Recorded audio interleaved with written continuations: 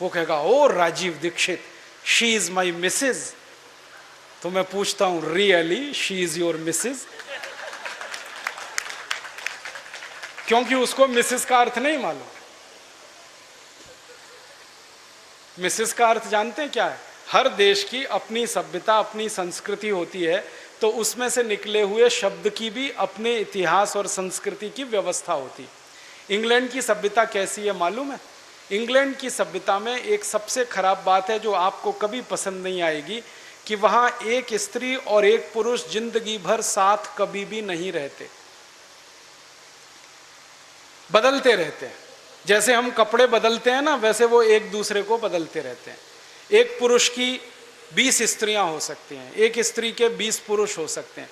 मेरे कई दोस्त हैं इंग्लैंड और यूरोप में जिनकी 40-40 शादियां हुई हैं, 41वीं करने को तैयार।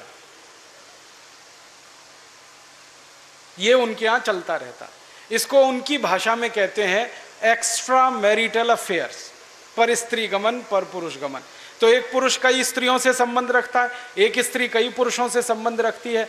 तो पत्नी को छोड़कर जितनी स्त्रियों से संबंध रखने वाले होते हैं वो सब मिसेज में जाते हैं।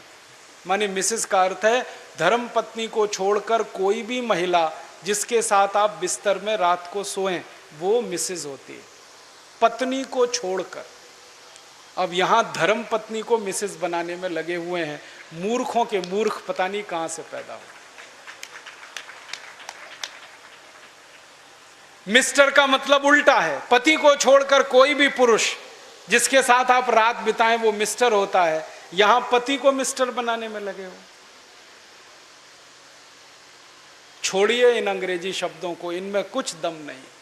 और एक तो सबसे खराब अंग्रेजी शब्द है, पता नहीं लोग बोलते कैसे हैं उसको, मैडम।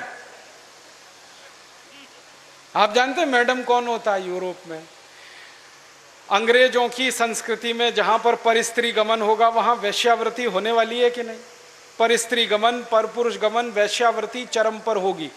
तो वैश्याएं जो अपने कोठों को चलाती हैं, अपने वैश्यावृत्ति के काम में लगी हुई वैश्याओं की जो प्रमुख वैश्या होती है उसको मैडम कहते हैं।